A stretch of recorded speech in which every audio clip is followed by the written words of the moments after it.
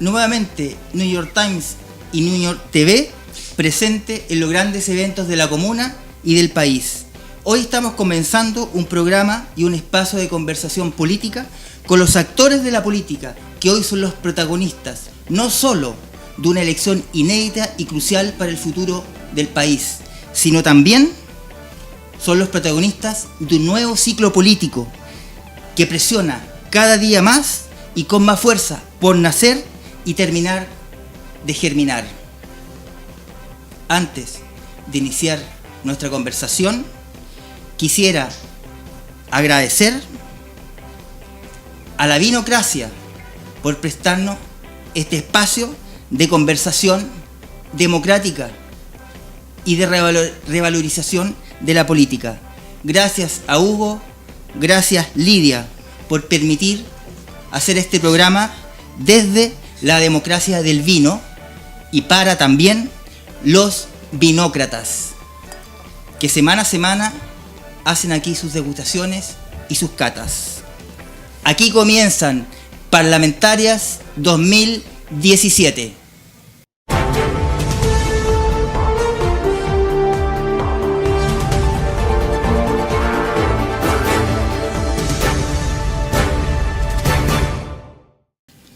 Iniciamos este primer programa con un amigo del New York Times. Hemos estado varias veces conversando en distintas situaciones. Presentamos a el concejal y amigo del New York Times, Camilo Brodsky. Camilo, bienvenido, gracias por estar y por compartir este espacio. Muchas gracias, Alejandro. Siempre es bueno estar acá con ustedes. Mira, para empezar, empecemos como haciendo un recorrido de tu trabajo político, no solo para que la gente te conozca, bueno, mucha gente te conoce también, entonces empezar un pequeño recorrido destacando tu trayectoria política, etcétera. Haciendo un recuento de lo que tú vienes haciendo desde hace mucho tiempo, muchos años. Un hito importante, como para poner un punto de partida, me parece que es cuando tú sales de la Jota a principios de los 90 o finales de los 80. Finalmente salir de la Jota es salir del PC, de alguna manera. Así es. ¿Por qué te vas de la Jota en ese momento cuando el PC estaba fuera del duopolio? Lo que pasa es que ahí es más complejo. Yo, además, más que trayectoria política, yo te hablaría de militancia. Yo en realidad soy, más bien un militante que otra cosa. Tú haces esa distinción, sí. Yo llego a la Jota a partir de todo lo que es el trabajo en esa época con los estudiantes secundarios, con la AFC. Y yo en realidad salgo porque tú en ese momento tampoco distinguías ya el duopolio ni nada. Uno en realidad venía de una Jota que venía muy radicalizada, que tenía una política que era bastante más radical, digamos, de lo que después pasa con la transición. Y suceden muchas cosas entre medio, o sea, se cae el muro, partamos por ahí, se cae el muro de Berlín, y bueno, y está el 8º Congreso de la Jota en ese momento, que en muchos aspectos no satisfizo, digamos, a gran parte de la militancia de la Jota en ese tiempo, digamos, tanto de la poblacional como de la secundaria. Bueno, y también de la universitaria. Y somos muchos los que salimos en ese tiempo. Yo te diría que tiene que ver también con que no era el tipo de salida que nosotros creímos que iba a haber para el tema de la dictadura, objetivamente. Y eso generó un ruido y muchos veníamos de experiencias, digamos, de cierto nivel de radicalización, las experiencias estudiantiles secundarias y poblacionales. Y nos cuesta mucho comprarnos el paquete, digamos, de la transición. Y aunque el PC queda afuera, digamos, porque el PC había sido marginado mucho antes, ya desde la experiencia de la Asamblea de la Civilidad, digamos, por la ADC, que empieza a articular el pacto con el PS, y el PC había quedado ya fuera de esa mesa. Estamos hablando a mediados de los 80. Exacto. Pero de todas maneras era un cuadro que a nosotros no nos convencía. Entonces y ahí se mezcla con el tema de un poco del derrumbe de los socialismos burocráticos de Europa del Este y otra serie de cosas. Y en general hay tanto una situación de distanciamiento político como también, y eso yo creo que es medio innegable para muchos, también hay una situación experiencial que también te pone en una situación más bien de lejanía ya con la actividad, porque uno viene saliendo en realidad, fue muy decepcionante todo. Y esa lejanía que tú mencionas, de alguna manera podemos volver a la idea de este tránsito por el desierto. ¿Anduviste de ahí coqueteando con el mundo anarquista? Bueno, sí, en algún momento estuve haciendo varias cosas, en realidad, principalmente trabajando. Y claro, o sea, hubo algún acercamiento a todo lo que era el pensamiento anarquista, también a otro tipo de experiencias ya más sociales, si tú quieres, hasta que entro a la universidad por ahí por el año 93. ¿Y en términos ideológicos qué te dejó el anarquismo? Yo creo que lo central ahí tiene que ver con, que también tiene que ver con otras experiencias, digamos, que tiene que ver también un poco con cierta parte del ideario del Mirko, pero el anarquismo yo creo que me dejó sobre todo la necesidad de incorporar la libertad como dato central en la actividad política. O sea, porque tú sabes, bueno, el PC chileno además siempre fue bien estalino, y uno era muy así también. Y yo creo que el anarquismo en ese sentido también para uno fue un poco... las lecturas anarquistas te dan un aire, ¿me entendís? Que tiene que ver con esta cosa más libertaria, que tiene que ver con esta posibilidad también de entender de una manera más flexible la propia militancia en alguna medida, de entender que esto no es tan mecánico, y que es necesario también abrir el espacio también para la libertad de pensamiento en ese sentido. Dime una cosa, ese encuentro o revalorización de la libertad, bueno, la Renovación Socialista lo habías hecho antes, habías revalorizado el mercado también. ¿Eso de alguna manera tú podías encontrar ahí tus primeras raíces para vincularte muchos años después, décadas después, con el autonomismo? O sea, yo creo que ahí puede haber, hay algo de eso, hay algo de eso posiblemente, pero yo creo que también el devenir me lleva un poco hacia autonomismo, como le llaman ahora. Yo en realidad me vinculo a ese mundo más bien a través de mi experiencia en la zurda, a finales de los 90, principios de los 2000, que la zurda aparece también con una crítica que para mí era central en ese momento, que era una crítica bien radical a lo que era la izquierda de los 90, que era... y que en buena medida todavía se expresa, de alguna manera. Yo creo que estamos saliendo de manera más orgánica ahora de eso, pero que era esta izquierda más bien muy dogmática, muy fetichizada, que se refosilaba demasiado en martirilogio, que hacía mucha estética y muy poca política. Y la zurda era radical en la crítica. Esa es la crítica a la izquierda de Poncho y Peña. O sea, y tiene que ver con eso, y mucho testimonio y poca política, ¿me entendí? O sea, poca voluntad, en definitiva, poca voluntad de poder. ¿Por qué esa izquierda algunos la caracterizan como conservadora? Porque lo es, pues yo creo que lo es, o sea... Lo sigue siendo. O sea, porque no, o sea, es conservadora en la medida en que no logra, es reaccionaria, porque de hecho no logra tomar la iniciativa en ningún momento, y no logra, por lo tanto, tampoco generar la emergencia a un sujeto social ni político en su momento, ni logra ningún tipo de incidencia en el cuadro político. O sea, está más bien totalmente cercada por su propia derrota, por la conciencia de su derrota, y sin capacidad de renovar sus propios instrumentos, sus propias herramientas ideológicas, teóricas, políticas, digamos. O sea, queda encerrada, digamos, un poco en el coto de lo que había sido la izquierda de los 80, sobre todo.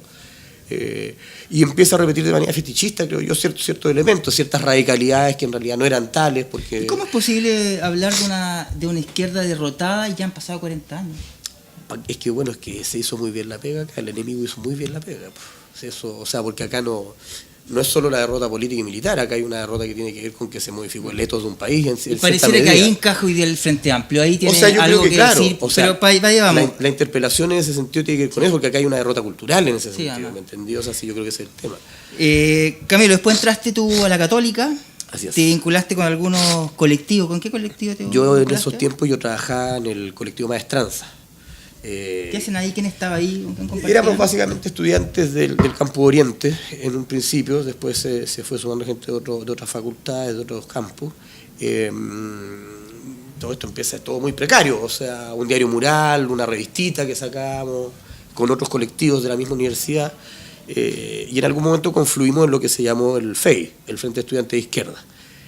Nosotros tuvimos muchos años llamando a abstenernos en las elecciones de la federación, porque nos parecía que era una federación profundamente antidemocrática, Y en un momento decidimos, bueno, ya, vamos. Ahí fue cuando van con Álvaro Rami Y ahí vamos con Álvaro y ganamos la FEBUC, y fue una cosa absolutamente sorpresiva para nosotros, digamos, o sea. Y bueno, y eso permitió, yo te digo, o sea, ahora mirado con tiempo, porque esa es la primera federación de izquierda, verdaderamente de izquierda. Estamos hablando de un presidente vinculado al tema de la teología de la liberación, un vicepresidente de la Jota, que era Carlos Insunza, la segunda vicepresidenta, que era Viviana Castillo. Estamos hablando del 97. El movimiento estudiantil. Son los años de las movilizaciones, precisamente, que nosotros como estudiantes no federados de la Católica en algún momento logramos sacar. Fuimos la Universidad de Santiago que sacó más estudiantes después de la Chile a una de las marchas, sin tener ni siquiera la federación en ese momento. Y eso permite ir reactivando y se va activando, digamos, un mundo más de izquierda en la Católica, que después de eso, aunque no ganó durante un tiempo, yo creo que también ahí está un poco lo que después pasa con NAU, o sea, porque se genera ahí vamos a encontrar las bases NAU, ¿no? No sé si de NAU, o sea, yo creo que ahí hay varias cosas, porque está Crecer de la Católica también, pero yo creo que ahí se no sé si se sientan las bases, pero sí yo te diría que hay hasta cierto punto un origen de lo que es una presencia más permanente de la izquierda en la Católica, que tiene obviamente su referencia más lejana en lo que es la reforma del 67 y la Federación de Miguel Ángel del Solar, pero. En términos ideológicos, ¿en qué estaban ahí en ese momento ustedes, en ese grupo, en esos colectivos? ¿Qué estaban pensando? ¿Qué país estaban mirando? Yo te diría que culturalmente estábamos más bien cercanos a lo que uno podría llamar, o lo que se llamaba en ese momento, el Mir Silvestre, digamos.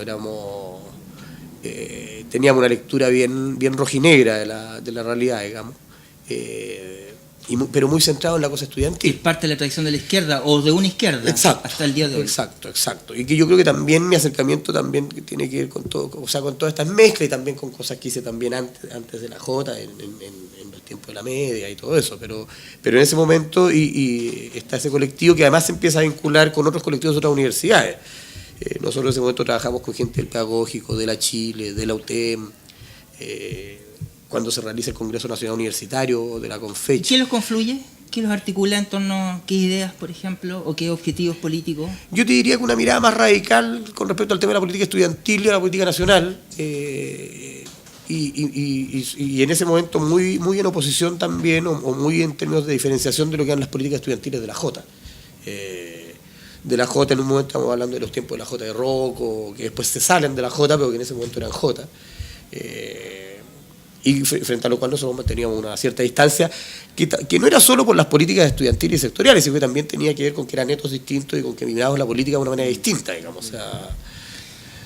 Oye, Camilo, en este recorrido, después de esa humorada que terminó con un triunfo ganando la federación, yo no me atrevería a pensar en lo que puede pasar con la Bella Sánchez, segunda vuelta, eventualmente, etcétera. También podría ocurrir una sorpresa de ese tipo. Política ficción. Política ficción. A que no se imitan los La votos. pregunta es que después de esa federación, tú estuviste a punto también de convertirte en candidato, entiendo yo, y poder haber accedido a dirigir esa federación, pero eso se truncó. No, yo fui dirigente del centro estudiantes de mi carrera, y fui consejero ejecutivo de la FEUC, y en algún momento también fui en la lista a la federación, digamos. Pero ahí no logramos, digamos, porque sabían que, porque lo que permite el triunfo de Rami, entre otras cosas, es también un acercamiento con sectores de base del PS, ponte tú, y eso ya en ese momento estaba totalmente quebrado. Perfecto. Estaba totalmente quebrado. Esto estamos hablando ya a finales del 90, el 2000, pero después en esa fecha más o menos tú sales de la U. Así es. Te fueron, comentaste por algún lado, sí, en términos de un problema administrativo político. Fue una salida extraña. Me egresaron. Me egresaron. Sí. Y bueno, dejar claro, tiene que ver con más consideraciones políticas que académicas, probablemente tal. Así es. Bueno, y cuando te vas ya estás fuera de la U, entraste a la Zurda. Así es. ¿Principio de los 90? Perdona, principio del 2000, ¿cuándo? Fines de los 90. A ver, nosotros, yo me fui y montamos un centro cultural en el barrio Yungay, la Casa América, donde funcionaba la comisión FUNA, funcionaba una serie de coordinadoras, etcétera. Y yo por ahí me vinculo con compañeros de la Zurda y entro a la Zurda. donde termino trabajando en la revista principalmente. Y después en el movimiento a nivel nacional, la coordinación nacional. Sí, del es que movimiento. yo trabajaba en la revista y en algún momento yo fui subdirector de la revista durante harto tiempo, después fui director de la revista y fui miembro de la dirección de la Coordinación Nacional, no me acuerdo si se llamaba Coordinación Nacional o Dirección Nacional, creo que Coordinación Nacional. Coordinación, Creo tengo que sí, entendido yo. sí, creo que sí. ¿Quién estaba ahí en esa coordinación? Gente que sigo viendo en general. De hecho, de esa coordinación entiendo que están todos en el movimiento autonomista ahora. Rodrigo Ruiz, Tania Madriaga, que es SECPLA en la Municipalidad de Valparaíso en este momento. Paulo Gómez. ¿Ah? ¿Tu compañera? No, ella es la compañera de Rodrigo. Me dijiste Tania. Tania Madriaga, sí. Okay. Hartos compañeros con los cuales además siempre mantuvo un vínculo, digamos, o sea, que se generaron también lazos de amistad bastante fuertes con algunos de ellos. Y además siempre seguimos trabajando y conversando en términos políticos, independiente que siguiéramos militando o no. Porque ¿Por qué entraste a la zurda? ¿Qué te motivó? Precisamente la posibilidad, por un lado, la radicalidad de la crítica con la vieja izquierda. Eso es permanente, apareciera. Sí, pero yo creo que eso es central. Y por otro lado, la voluntad de incidir en la realidad que tenía la zurda. O sea, yo te digo, yo estoy en la zurda en un momento en que teníamos una fuerte presencia a nivel estudiantil en la Confech, con federaciones importantes, de Concepción, la Austral, teníamos presencia a nivel sindical, en la FEMPRUS, en la Federación de Sindicatos de Montajistas Industriales, estaba la Tome Peñalolén, que eran todos trabajos donde nosotros estábamos metidos. Entonces había ahí también una vocación muy fuerte de no mediar el protagonismo político de los movimientos sociales. O sea, que el movimiento social se expresara políticamente en términos efectivos. Y no esta mediación, que también tenía que ver con el tema de los colectivos, que era una lectura que yo siempre he tenido y que fui construyendo, digamos, pero que mantengo ahora, que tiene que ver con la instrumentalización de la organización social y del movimiento social, que en el caso del PC para mí era muy notorio, muy obvio. En ese momento, en la zurda, hoy día en el Frente Amplio se habla mucho de la construcción de este proyecto político, de una alternativa política al duopolio. ¿Ustedes hablaban de eso en ese momento? ¿Tenían la percepción y la idea de que estaban construyendo algo distinto, algo importante? ¿En la zurda? Que podríamos llamarle proyecto. Completamente. ¿Qué pasó? ¿Por qué se quebró? ¿Qué pasó ahí? Mira, ahí yo creo que se generan muchas... hay muchas versiones, pero yo... Disculpa, entonces tenían como una autoconciencia de que estaban construyendo sí, una totalmente. alternativa política el problema es que la coyuntura no acompañaba probablemente. No, y había, y no solo alternativa política, para nosotros eso tenía que ver con la reconstitución de un proyecto histórico, o sea, en términos de una lectura determinada del país y una lectura de la sociedad, digamos, o sea, y de lo que se quería construir. Y ahí yo creo que confluyeron muchos factores. Fue un momento más o menos complicado. Había diferencias políticas, en definitiva, y que en algunos casos también se cruzaron con situaciones personales. Yo me termino retirando de la zurda, creo que el año 2004, 2005, me alejo de la zurda, nace mi hija. ¿Por qué te fuiste? Porque yo sentía que ya había un momento de agotamiento un poco del... Tiene que ver con las tensiones internas ya que habían... Por un lado. Y honestamente también yo, o sea, mira, yo el 2004 yo ya llevaba, no sé, más o menos 20 años de militancia, en distintas cosas, ¿me entendí?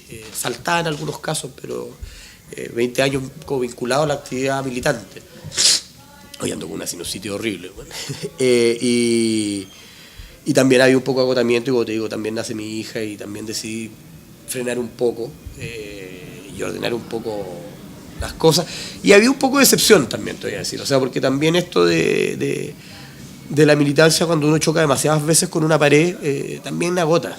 Entonces yo ahí me replegué un poco, claro, por un lado por el tema más personal, pero también me empecé a dedicar más bien a trabajar a nivel de organizaciones sociales. Si eso te instalaste en la Villa Frey, entiendo, más o menos en esa época, y empezaste ese trabajo territorial, trabajo de base, igual entiendo que te vinculaste con, qué sé yo, con Manuel Guerrero, con la campaña. Sí, bueno, con la red Ciudadana de Ñuñoa, después, claro, participé en la campaña de Manuel, que logramos llevarlo al Consejo también. Eran tiempos bastante negros en el Consejo, porque estaba Sabat y todo era muy... Bueno, tú sabés cómo era esta comuna con Sabat en el municipio, digamos. Y en paralelo, claro, yo realizaba algunos trabajos en la Villa Frey, con vecinos, generábamos algunas instancias de memoria, velatones en la Villa Frey para el Temel 11,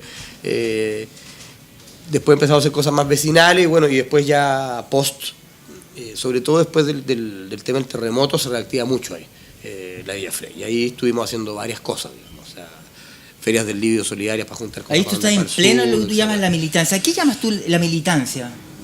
Haciendo la distinción de trayectoria política o me dedico a la política. Yo soy militante. Sí, ¿Qué significa ser militante? Porque parece que eso tiene una ética. O sea, para mí tiene eso. que ver con ponerse al servicio de un proyecto colectivo, digamos, que en mi caso Pero tiene que no ver ser con... necesariamente político. No necesariamente político, o sea, tiene que ver con ponerse al servicio de un proyecto colectivo de cambio social, digamos, y de cambio político, y ahí uno tiene que aportar en el lugar donde puede hacerlo, en el lugar donde mejor está. Después de todo esto que pasa con cuando salgo de la Zurda también, ahí hay un repliegue, si queréis. Yo también me repliego bastante en la actividad cultural, en ese plano. Y son los años en que empezamos a trabajar el tema de la editorial, precisamente cuando armamos la editorial Das Capital, y que posteriormente empezamos a trabajar con otras editoriales y terminamos armando la Cooperativa de Editores de la Furia, que es un espacio súper relevante en términos culturales para las editoriales chilenas, digamos, para la editorial independiente. Con ese tema, hagamos un break en este recorrido político. ¿Cuál es tu vinculación con Rosasco, por ejemplo, en el Consejo? ¿Tienen algún contacto? Desde el punto de vista, son dos gente que se dedica a la literatura, más o menos. Yo en general, yo te diría que es una ventaja. A mí, por el hecho de haber estado en la Católica, que en cierto sentido es un ambiente político mucho más real que la Chile, porque ahí te enfrentáis a los jóvenes que son ideológicamente más duros, digamos. Ahí está la UDI en estado puro, digamos, y todos son súper ideológicos, allá los DC, etcétera. Entonces, la pelea política es mucho más... Estamos hablando sobre todo del Campo Oriente. Es mucho más dura, ¿me entendí? En ese plano. O sea, pero al mismo tiempo te obliga a tratar de que más allá de las diferencias, porque también tenéis que entenderte con los tipos. O sea, yo en ese sentido no voy a saltarle al cuello a alguien porque sea derecha o no. O sea, yo entiendo que... Y de pronto el diálogo literario. No, es que, bueno, lo que pasa es que Rosasco fue jurado... Hacen intercambio. Sí, no, de repente leyó libros, él me pasa cosas, nos recomendamos cosas, porque lo que pasa es que José Luis fue jurado en el Municipal de Literatura de Santiago, cuando yo gané. Entonces ahí él quedó me conocía desde entonces. Después fue de los que apoyó la moción de Manuel Guerrero cuando me nombran hijo vecino ilustre de la comuna. Entonces, claro, siempre ha habido una relación y yo con él converso bastante, digamos. ¿Se leen? No sé si nos leemos, pero tenemos una buena relación, digamos, yo te diría. Ok, te preguntaba más por la relación literaria entre los dos. Bueno, siguiendo en este recorrido, cuando ya te entras ya a trabajar ya más de lleno en la comuna, esta militancia social, arman el NAP, que es la nueva acción pública en algún momento. Sí. Eso fue en el 2016, 2015, parece que era el 2016 antes de... A ver, lo que pasa es que hay... ¿Qué es el NAP? ¿Por qué? ¿Por qué arman el NAP? Es que yo te diría que hay momentos previos, por eso para mí es importante hacer este barrido que te voy a hacer, que tiene que ver con lo siguiente. Yo creo que en la comuna en particular, en general en Chile, pero en particular en Ñuñoa, que fue la comuna más afectada por el terremoto del 2010, en Santiago, se empieza a generar una reconstrucción del tejido social que tiene que ver con que nosotros en la villa, no sé, habremos estado 1 mes, 2 meses sin agua, sin luz. En cierta medida el gobierno central no daba abasto para eso. Y eso obligó a que las comunidades recurrieran a sus vecinos y se rearticulara un poco, digamos, ese tejido, ¿me entendí? Eso te siento un precedente que después se expresa con mucha potencia cuando dan a Piñera, y particularmente cuando empiezan las movilizaciones del 2011. El 4 de agosto del 2011, el día que reprimen brutalmente a los cabros, a los secundarios, y que es cuando efectivamente empieza a salir toda la gente que reprime en todos lados, que estudia en la Villa Frey, entró fuerzas especiales, tiraron lacrimógenas ahí durante un buen rato. Y que hay el momento en que en la comuna empieza, yo no sé si te acordáis, esta comuna estuvo como 1 mes con protestas todas las noches. Sí. Y caceroleo. 2011. El 2011. Y acá yo me acuerdo en la Plaza de Ñuñoa de Repente había manifestaciones de 5.000, 6.000 personas. Y era todas las noches. Y todas las noches había lacrimógena y todas las noches llegaba el guanaco. Y fue súper intenso ese mes. No, hombre, yo me acuerdo, el 4 de agosto fue el día pic Y ahí de ese empieza, asunto. y claro. Ahí yo dije, cambió Chile. Y acá se sintió mucho en la comuna, porque o sea, yo me acuerdo de ese día, bajó a la gente a cortar Ramón Cruz, o sea, ir a arrasar con Ramón Cruz, el 4 de agosto, de las torres de la Villa Frey deben haber bajado más de 1.500 personas. Y todo tipo de personas, ¿me entendís? Cabros, abuelas, bueno, de todo. Que era una cosa que no había pasado ni en dictadura. Y tú ahí te das cuenta de que está pasando algo efectivamente además a nivel comunal. Y nosotros veníamos trabajando con alguna gente el tema comunal, con Diego Olivares, que trabajaba en la Ñuñoa Splendid, con Negro Arancibia, que otro compañero. Y veníamos trabajando en la comuna porque hacíamos cosas acá en la comuna. Y en algún momento, con otros compañeros que venían también de la zurda, la mayoría, empezamos a juntarnos para discutir, porque se abre lo que es el proceso de convergencia del autonomismo al que convoca Izquierda Autónoma, con No 21, etcétera. Y ahí nosotros decimos, bueno, participemos. Eso ante el quiebre. Eso es ante el quiebre.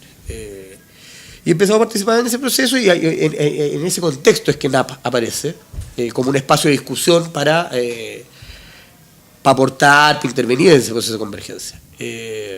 Hace alguna mente un espacio como proto-autonómico.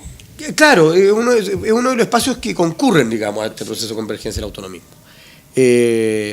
Yo participo inicialmente de eso, después me distancio de nuevo, en ese momento por otro tipo de motivo. Pero vuelvo a vincularme poco antes de que se concrete, cuando ya se está concretando el proceso de convergencia, digamos, efectivamente, y se juntan todos estos lotes y se da una cierta unidad orgánica. Y bueno, y después ya vienen las municipales y termino siendo candidato. Sí, eso ahí más o menos coinciden los tiempos, totalmente. Sí, coinciden los tiempos. Sí. ¿Qué te motivó para postular a la concejalía?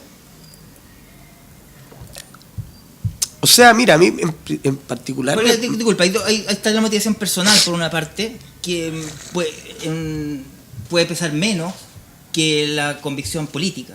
O sea, para mí porque hay una coyuntura política, hay un diagnóstico en ese momento que es esto es. O sea, lo que pasa es que tiene que ver con eso. O sea, yo creo que tenía que ver con que se veía ya, sin existir el Frente Amplio, pero se veía que ya había habido un proceso de acumulación ya desde las protestas del 2006, de los pingüinos, el 2011, etcétera, que permitía visualizar que efectivamente se podía ir avanzando a la apertura de espacios de disputa, básicamente por un proyecto por el que nosotros estábamos levantando.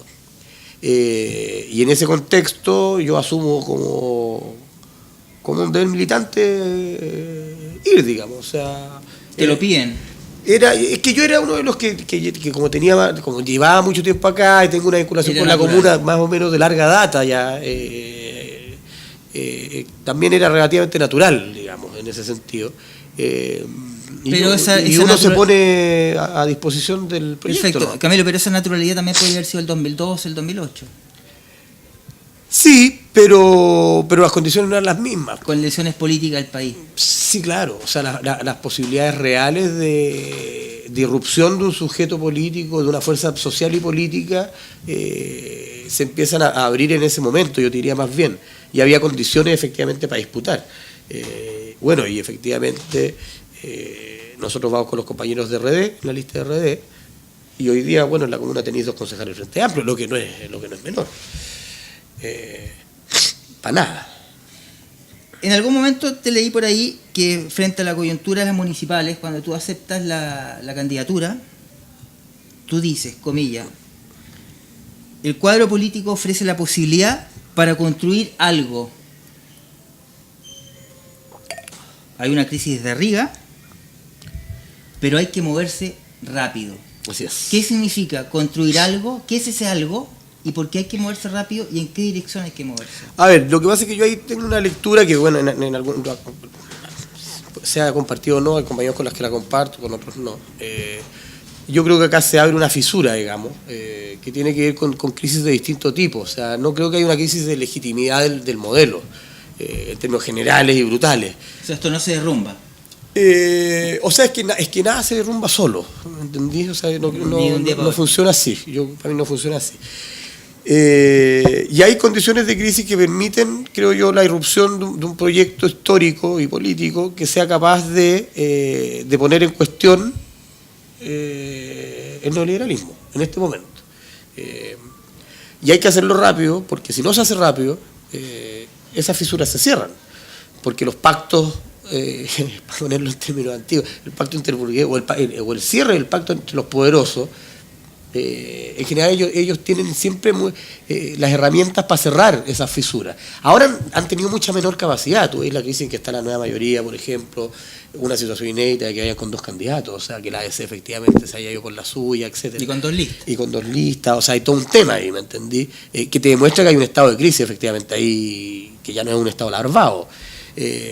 Pero si uno no se pone las pilas en términos de levantar una construcción de otro tipo de fuerza política y social, efectivamente corrió el riesgo de que esto se selle. Y yo creo que un poco ese es el intento que viene a tomar forma en el Frente Amplio. Camilo, hace un año identifica esa fisura y en realidad la acción política tiene que profundizarla. Exacto. ¿Ah? Y en ese sentido la construcción del proyecto político tiene que ver con lo que están haciendo desde abajo, finalmente. La pregunta es, un año después, ¿esa fisura es más grande? ¿Está igual? ¿Han logrado cerrarla las élites? No han logrado cerrarla. ¿Es más grande? ¿Está igual? Yo creo que no está igual. O sea, yo creo que, yo creo que la sola existencia del Frente Amplio, como fuerza incumbente, te demuestra que esa fisura no está igual. Porque el Frente Amplio muestra algo que no había pasado, yo te diría, en toda la transición. Se instala como un actor político relevante y con capacidad de disputa, que es algo que la izquierda nunca logró en todo este tiempo. Ni el Juntos Podemos Más, ni el PC Solo, ni cuando fue Hirsch. O sea, si tú te das cuenta, las lecturas incluso desde el establishment, sobre todas esas experiencias electorales de izquierda, siempre fueron mirándolas y asumiendo que estaban totalmente en la marginalidad y que no generaban en realidad ningún peligro. Además tenían la certeza de que en segunda vuelta iban a apoyar en definitiva al candidato a la Concerta, que es lo que pasó de manera más o menos sistemática. La política del chantaje. Exacto. Pero si tú te das cuenta, la irrupción del Frente Amplio genera de inmediato preocupación. Y el Frente Amplio se instala como un actor relevante, no marginal. ¿Me entendí? Eso ocurre a partir... Y yo creo que eso te habla de que de facto ya hay una modificación del cuadro. Ahora, lo que pase para adelante ya va a depender de la pega que hagamos, digamos. O sea, que otro tema. ¿Con qué te encontraste cuando te convertiste en concejal? ¿Qué es lo que aquí se ve de dentro del municipio? Sabemos que los concejales están un poquito limitados, más que un poquito en realidad, en muchas posibilidades de hacer cosas. No hay muchas. Probablemente como concejal, como cuerpo, si hubiera coordinación, qué sé yo, podría ser distinto el asunto en términos políticos. Pero pareciera que hoy día no hay mucho que hacer. O sea, hay mucho que hacer, pero hay pocas posibilidades de hacer. ¿Qué se puede hacer desde dentro y desde fuera? Porque en realidad la concejalía, en lo que entiende el proyecto político que están construyendo, es importante porque te permite construir organización desde afuera. O sea, yo creo que eso es lo central. Es el espacio. Yo pues la creo que disputa eso electoral tiene que ver con eso. O sea, para mí totalmente. O sea, la disputa electoral no puede ser un fin en sí mismo, ¿entendí? La disputa electoral te sirve en la medida en que posiciona el proyecto y en que te abre la posibilidad también de potenciar el trabajo social y político, digamos, por abajo, o sea, en los territorios, en los sectores sociales, etcétera, digamos. Y yo te diría que lo mejor en ese plano de la concejalía ha sido eso, o sea, la apertura de esa posibilidad. La posibilidad de vincularse de manera orgánica, digamos, con las expresiones sociales que están en la comuna. Y ahí lo que ustedes llaman romper el clientelismo. O sea, yo creo que eso es central. De la derecha en la comuna. Exacto. Y de la nueva mayoría. Exacto. También, o sea, ¿qué forma de hacer política? Y ahí hay cosas que sí se pueden hacer desde la concejalía. Yo te digo, por ejemplo, desde la presidencia de la Comisión de Desarrollo Social, nosotros hemos estado impulsando cosas como un nuevo reglamento para el tema de las subvenciones, cosa de elevar los requisitos y empezar a ahorrar todas las organizaciones fantasmas. O de papel, digamos, que hay, reponer el tema, que es una cosa que Sabat, en un acto que en realidad está más bien fuera de la ley, nunca hizo, que hacer efectivo el tema del FONDE, el Fondo de Desarrollo Vecinal, no hay, y sí, que va a haber a partir del otro año, se supone. Entonces esas cosas sí las podía ir haciendo. Quita plata. Bueno, sí. Es que el hoyo que dejaron también. Pero entonces tú puedes ir avanzando en algunas cosas. Yo creo que también la misma correlación al interior del Consejo en este momento nos ha permitido generar un nivel de fiscalización mayor, porque en este momento la derecha está en minoría. O sea, hay 4 personas, 4 concejales, 3 concejales, hay un concejal de la nueva mayoría. Está Emilia y estoy yo por el Frente Amplio, y estamos 6-4, digamos. Y en términos 6-4 incluyendo a Castillo. Incluyendo a Castillo. ¿Se cuadran con ustedes cómo anda el tema ahí? O sea, ¿el aislamiento de la DC se expresa para en el ciertos Consejo? temas, bueno, es que esos son problemas de ellos, ¿me entendí? O sea, porque efectivamente ahí no hay... Nos ponemos de acuerdo para temas que nos parecen que son transversales y que son relevantes. El tema de que ojalá la municipalidad se haga parte en la querella por el tema de la plata de las basuras, en temas de fiscalización, en temas de mejora en las condiciones de vida de la comuna y de la comunidad ñuñoína, pero hay cosas en las que no vamos a estar de acuerdo y no estamos de acuerdo nomás. O sea, y eso es así, si somos no operamos como un cuerpo, digamos. Pero sí se ha logrado, yo creo, algunas cosas que no eran posibles en la administración anterior. Perfecto. ¿Y cómo, haciendo una evaluación de este primer año de gestión, positivo, negativo, qué sería lo bueno, qué es lo malo? No, yo creo que ha sido bueno, yo creo que se ha logrado un despliegue que, sin ser arrasador ni nada, sí ha permitido ir instalando algunos temas a nivel del Consejo, y pensando ciertos énfasis, y que ha permitido además lo otro, que es lo que yo te digo, que es la posibilidad también de transmitir también la voz, las inquietudes y las demandas también de la comunidad ñuñoína organizada, sobre todo, y de vincularse también con sus expresiones organizativas a nivel social. Evaluando el trabajo de la concejalía en la perspectiva de contribuir a generar más organización, más comunidad organizada, ¿cómo evaluar ese trabajo? Yo creo que, por definición es un trabajo lento.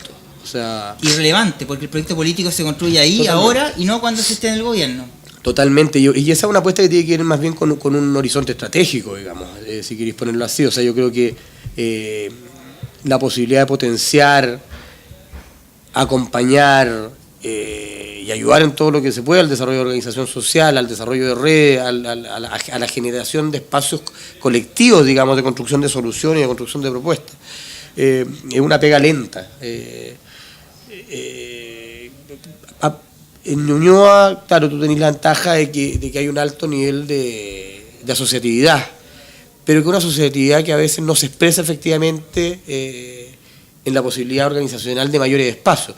Y ahora estamos tratando más que nada de concentrarnos en apoyar los trabajos en la zona sur de la comuna, manteniendo obviamente todo el trabajo para todo el resto de la comuna, o sea, pues son concejales de toda la comuna, no un sector nomás.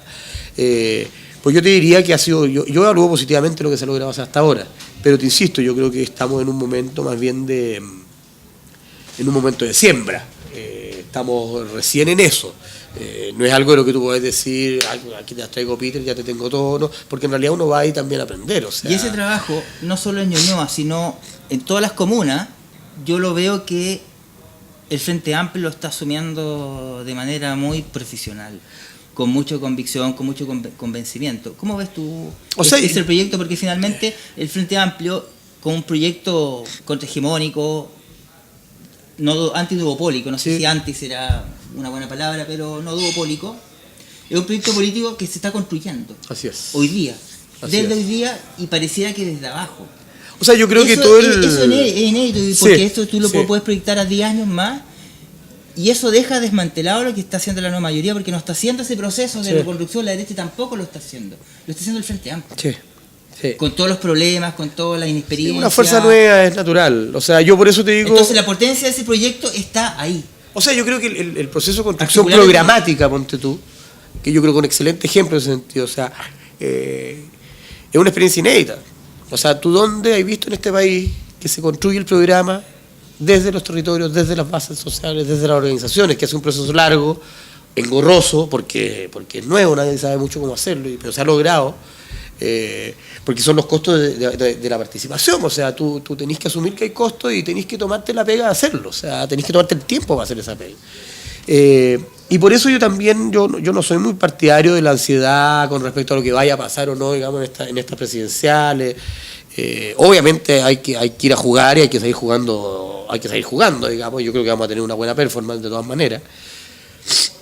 Pues yo creo que lo central es que esto te permite sentar las bases para un trabajo que es un trabajo de más largo aliento, que tiene efectivamente con la constitución de una fuerza social y política, digamos, con capacidad efectiva para quebrar la hegemonía neoliberal, por un lado, y por otro, para generar la posibilidad de la rearticulación, digamos, de los sectores, digamos, más castigados por el modelo, digamos. O sea, de mayorías que han sido postergadas sistemáticamente y que tú has visto cómo se expresan en No Más AFP, en Ni Una Menos, en las luchas socioambientales, en la lucha estudiantil, en las luchas sectoriales, y que son en definitiva lo que debiera animar la praxis política del Frente Amplio. O sea, el Frente Amplio debiera ser capaz, en definitiva, no de interpelar, sino que de expresar las demandas y las necesidades de actores sociales concretos. ¿Qué rol juega el evento electoral ahora en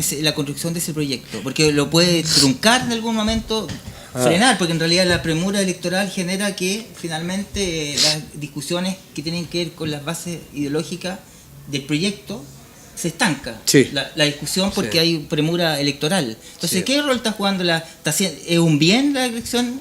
A ver, ¿Es un mal? ¿Qué está jugando? Lo que pasa es que depende cómo lo enfoquís. De hecho, el conflicto mayor con la Natalia tiene que ver con eso. Totalmente. Lo que pasa con es que, otras cosas, a mi entender. Pero... es que depende cómo se enfocan, cómo se enfoca el trabajo electoral. En la medida en que tú creís que el trabajo electoral puede suplantar la construcción social y política de base, que sería el objetivo en sí mismo, no sirve, ¿me entendí? En la medida en que tú ponías al servicio de la articulación de un sujeto político y social el trabajo electoral, ahí tiene sentido. O sea, y eso en el movimiento autonomista por lo menos somos bastante claros. Las candidaturas nuestras deben expresar efectivamente las construcciones, las demandas y las luchas de actores sociales concretos, de las demandas de los territorios, de los sectores sociales, etcétera. O sea, porque es la única forma de darle sentido a la lucha electoral, porque si no, efectivamente, lo que así es simplemente darle la vuelta a la rueda del hámster y terminar haciendo una política que en realidad la haces cada 4 años, y entre medio, en realidad, lo que así es generar redes clientelares, que es lo que hacen los otros tipos, para mantener, en realidad, tu situación en términos de la pura función electoral, y para nosotros ese no es por ningún motivo el eje ni el centro. De alguna manera, toda esta efervescencia, toda esta vorágine que hay en torno a lo que es el Frente Amplio, como la novedad, sí, etcétera, post elecciones, ¿cómo ves tú la posibilidad de seguir construyendo el proyecto? Porque claro, las elecciones convocan, sí, el evento, sí, la competencia, sí, la entretención. No, son un punto de inflexión, y además a este país le encantan las elecciones hasta cierto medida. Ahora, tú te das cuenta que igual está votando muy poca gente, o sea, las elecciones, o sea, hay una gran mayoría... Pero me refiero a la discusión interna, sí, del movimiento. Sí, a ver, lo que pasa es que... Seguir construyendo. Sí, pues eso es lo que hay que hacer, si no hay otra, o sea... Pero si hoy día van a esa construcción 50, por elecciones van a ir 10. No lo sé, yo espero que vayan 100. Porque efectivamente el evento electoral te permite generar un despliegue que tiene sobre todo con dar a conocer las propuestas, o sea, dar a conocer las propuestas, pero también darle carne al proyecto. Y yo tengo confianza en que eso se va a traducir en un potenciamiento del espacio del Frente Amplio. Eso es lo que yo creo que debiera pasar, y esa es mi apuesta. ¿El Frente Amplio llegó para quedarse? Yo creo que sí, eso es lo que yo creo. El Frente Amplio, después quiero meter un poquito en eso, como la dimensión cultural del Frente Amplio, porque pareciera que el Frente Amplio termina fagotizando a los partidos. Yo no sé si eso podría pasar. ¿Cómo ves tú esa posibilidad?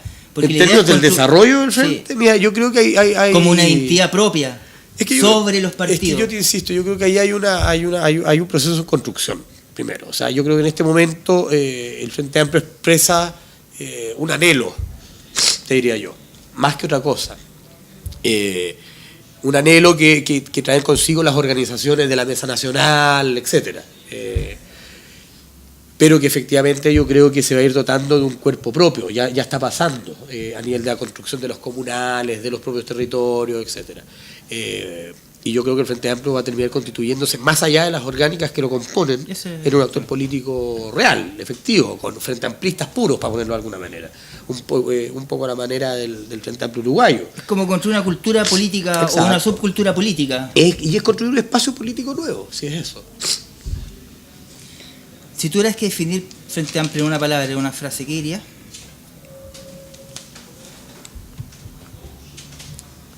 En una palabra, soy malo para esos juegos yo, la realidad es más compleja. No importa, pero nos instala el ADN. Proyecto.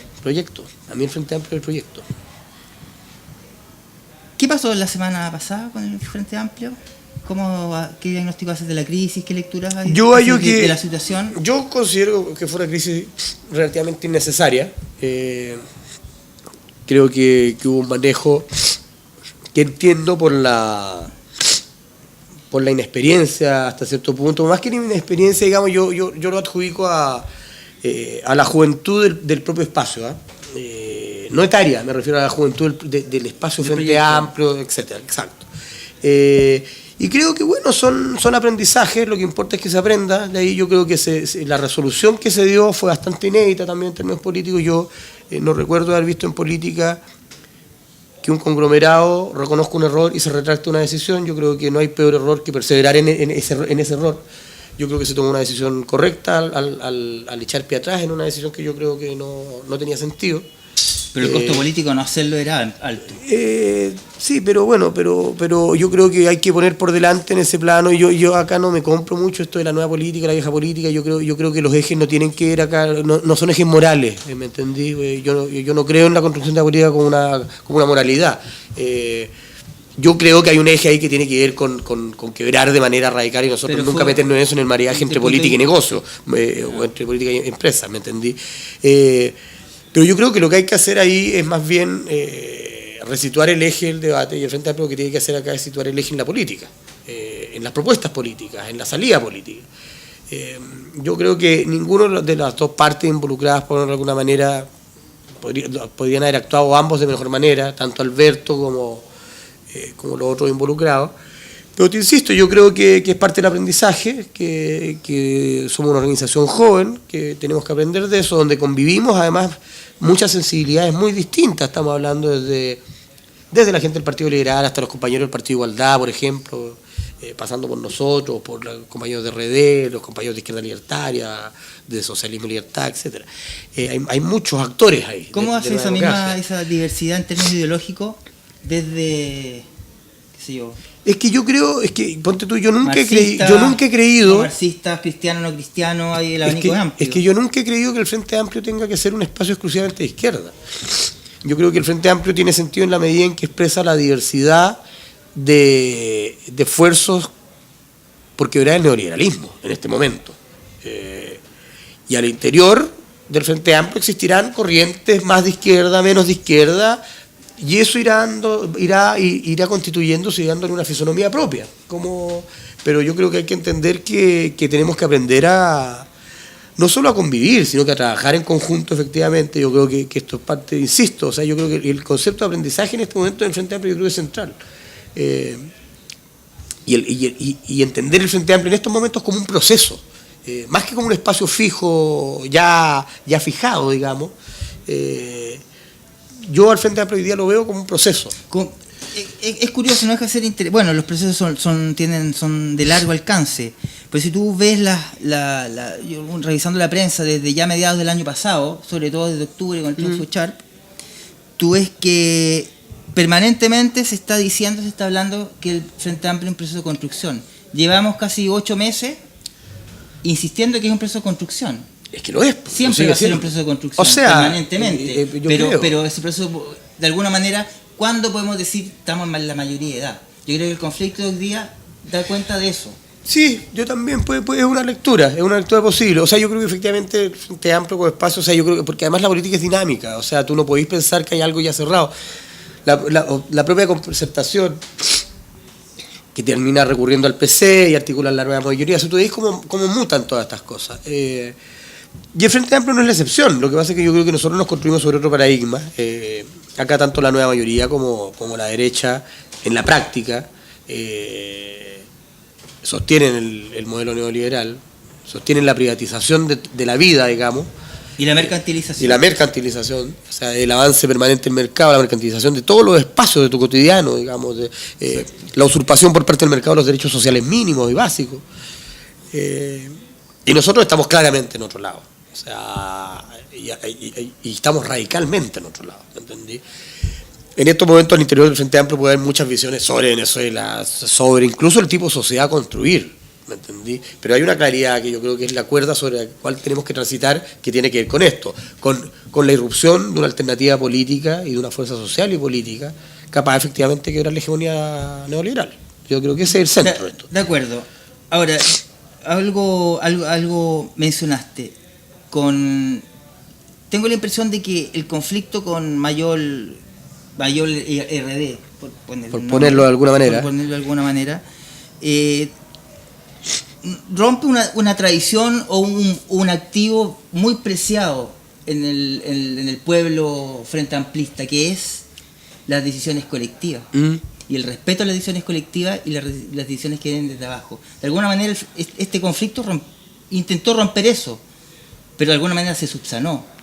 Posteriormente, ese es un activo importante de la cultura del Frente Amplio. Yo creo Amplio. que precisamente y en buena medida yo eso lo hallo súper sano. También yo creo que el revertir una medida que no era políticamente aceptada, o sea, políticamente correcta, creo yo, que no tenía sentido político. Fue en buena medida también porque se expresó un sentimiento en las bases de las distintas organizaciones que decían un poco, pero paré por la, ¿cachai? Resolvamos esto bien, ¿entendí? Y que yo creo que las dirigencias entendieron perfectamente el mensaje, actuaron en consecuencia y yo creo que hicieron bien también. Yo creo que fueron inteligentes, fueron prudentes las dirigencias del Frente Amplio al darse cuenta que se había cometido un error y enmendarlo. O sea, yo eso no lo veo en otros espacios políticos, ¿me entendí? La humildad para decir, la cagamos, vamos a arreglar esto, ¿me entendí?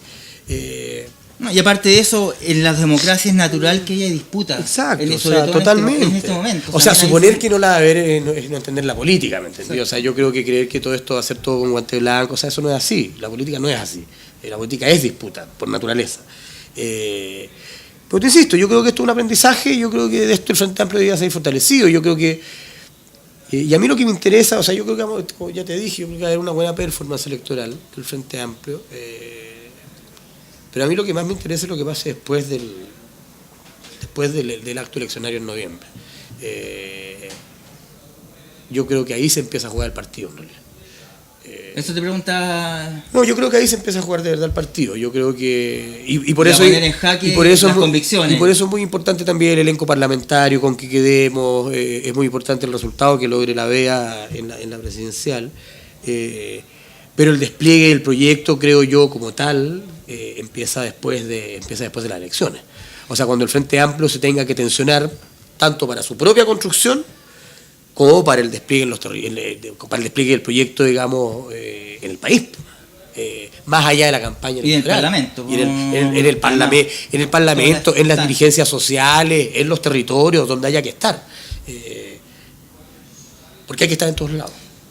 Ahora, de acuerdo a esto que estamos conversando, probablemente podríamos encontrar que la raíz del conflicto Mayol-RD, que se ha descrito a partir de hechos, que dijo, que no dijo, que mintió, que no mintió, sí, etcétera, saliéndose de eso, uno podría hacer una lectura más profunda y decir que efectivamente ahí está en disputa, más o menos, en lo grueso diría yo, una, la conducción política del Frente Amplio, el tipo de proyecto que se va a imponer, y una disputa camuflada, si tú querís, de los liderazgos presidenciales de corto y mediano plazo, sí, que probablemente ahí sea la disputa de fondo de lo que ocurrió esta semana o la semana pasada.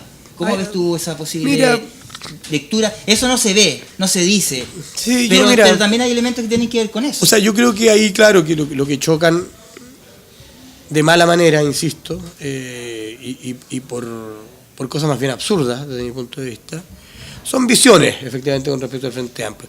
Pero disculpa, una cosa son visiones de proyecto y una cosa que en algún momento le escuché al George Jackson decir que lamentablemente hemos aparecido en la prensa discutiendo cosas casi personales entre dos personas que también atentan por eso te digo que es absurdo. Con lo que yo te mencionaba, de crear una cultura del Frente Amplio. Es que por eso digo, eso es lo que me parece más absurdo. Aquí lo que debió haberse hecho es el proyecto.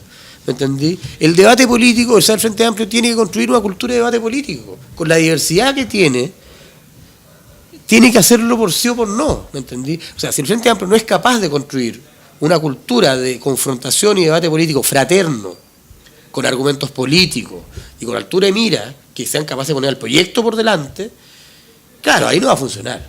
Ahora yo creo que están las voluntades efectivamente para avanzar en ese camino, pero hay que tener claro que el que crea que acá vamos a andar todos agarrados de la mano eternamente no es así. Si acá hay que confrontar ideas, hay posiciones distintas. Yo con los compañeros de RD tengo diferencias, tengo muchas diferencias, ¿me entiendes? Así como tengo diferencias con compañeros de otras organizaciones, ¿me entendí? Y está bien que se expresen esas diferencias. No puede ser de otra manera. Lo que pasa es que se tienen que expresar políticamente.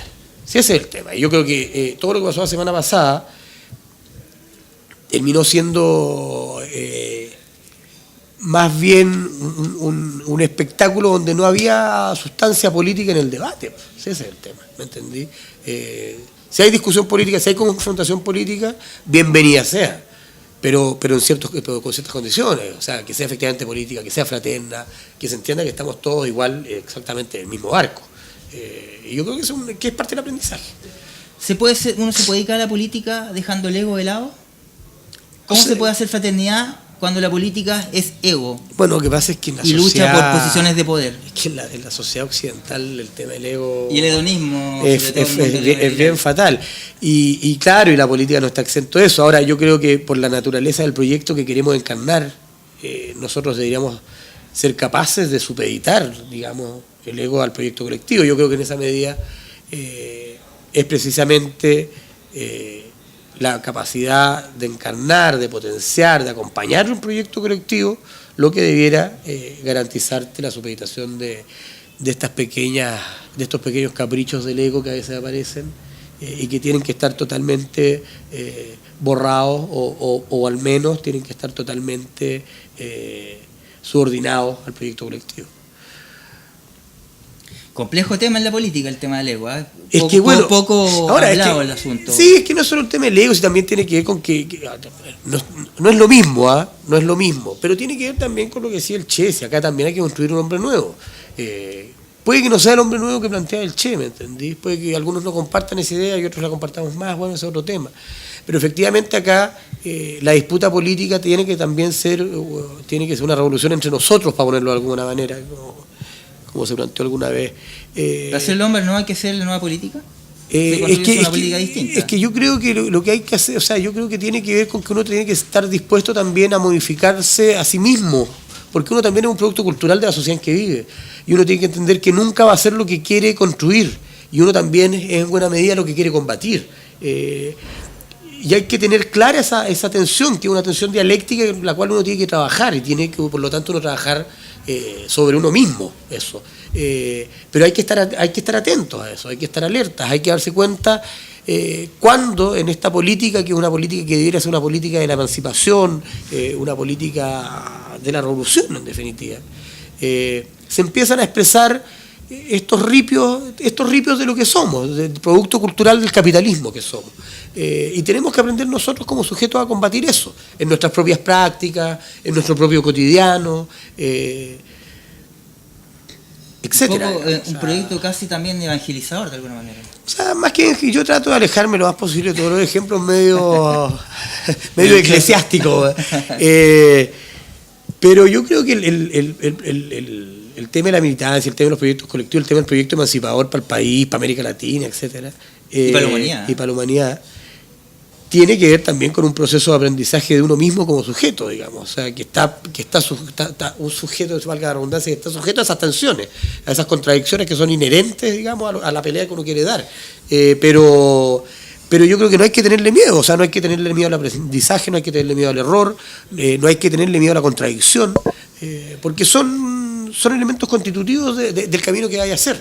Y lo que sí hay que hacer es saber enfrentarlo y buscar las salidas que efectivamente permitan ir modificando las relaciones sociales, las relaciones humanas, la forma de entender la propia construcción de la política, digamos, como proyecto colectivo. Camilo, ¿qué significa ser de izquierda hoy día? Es una gran pregunta. Y no sabría responderte a ciencia cierta, digamos. Para mí tiene que ver con eso, para mí tiene que ver con... Para mí tiene que ver con supeditarse también al tema del proyecto colectivo, con buscar la emancipación de todos, digamos, y no poner los intereses propios por delante de los intereses del colectivo. Y por revertir un orden social, político, económico y cultural que es completamente aberrante. O sea... y que se expresa también en este país, que tiene que ver efectivamente con la mercantilización de todo, con la monetarización de todo, en definitiva, con la ausencia de libertad para el desarrollo humano, con la ausencia de equidad real a nivel de derechos, de oportunidades, de todo tipo, digamos, con combatir la violencia brutal del capitalismo. O sea, sí, porque lo que expresa el capitalismo es una violencia absolutamente salvaje. La miseria, las desigualdades, esa es la violencia que hay que combatir. Y esa es una violencia que es inherente al capitalismo, y en la medida en que no se combate el capitalismo no vaya a erradicar esa violencia. Por tanto, ser de izquierda es ser anticapitalista. No necesariamente. No necesariamente. Ser de izquierda es ser yo creo que ser de izquierda tiene que ver con entender que en este momento las cosas no están bien y que hay que cambiarlas. Y que hay que cambiarlas en la dirección de lo colectivo, en la dirección de la igualdad, en la dirección de la libertad. Si no es tan distinto a la Revolución Francesa esto. Esos ejes siguen funcionando, ¿me entendí? La fraternidad anda un poco perdido. Bueno, habrá que irla recuperando, pero también es necesaria, o sea, la solidaridad humana, bueno, etcétera. Yo creo que ser de izquierda hoy día tiene que ver con buscar salidas colectivas y buscar la emancipación, digamos, de esta miseria humana en la que estamos viviendo. O sea, si ser de izquierda no necesariamente ser anticapitalista, efectivamente podemos crear ese hombre nuevo en el capitalismo, que se podría parecer un estado keynesiano. Es que esas son discusiones, precisamente, yo creo que son discusiones abiertas para el Frente Amplio, y que hay que darlas, ¿me entendí? Hay que darlas. Yo no te voy a dar la receta de lo que es ser de izquierda, no, yo creo que hay gente que honestamente se considera de izquierda, independiente de ser o no, digamos, anticapitalista, y yo se lo respeto. Porque hay muchas izquierdas, además, o sea, creer que hay una sola izquierda, y tampoco sé hasta qué punto te sirve hoy día efectivamente el eje izquierda-derecha como para el despliegue de un proyecto emancipador. O sea, yo creo que a mí me importa más el contenido que el rótulo en ese plano. Yo sigo siendo un hombre izquierda porque yo soy un producto del siglo XX, además, digamos, que es donde eso más se expresó. Eres producto del siglo XX, pero quieres construir la izquierda del siglo XXI. O sea, hay que estar ahí, pues sí, pues, sí. Al final, digamos, no es que yo sea del siglo XX, uno es del tiempo que le toca vivir, y a mí me han tocado vivir todos estos tiempos y hay que estar ahí para vivirlos y para construirlos y para cambiarlos, ¿no? ¿Dónde está la izquierda hoy día? ¿Alguna, tú decís, como domicilio político? Sí. Yo creo que está en varios lados. ¿Cuáles son esos lados? Yo creo que está en parte de las bases... O sea, el Frente Amplio está. En el Frente Amplio está, yo creo que está en parte de las bases de la militancia socialista, yo creo que está en parte de la militancia comunista, creo que está en las militancias sociales, no necesariamente de políticas orgánicas duras, creo que está a la izquierda del Frente Amplio también, en expresiones más radicales. La cultura roja y negra. Claro, y yo creo que está en muchos lados, digamos. O sea, yo creo que igual hay una tradición de izquierda de este país que no se ha perdido, hay una memoria organizacional en ese sentido.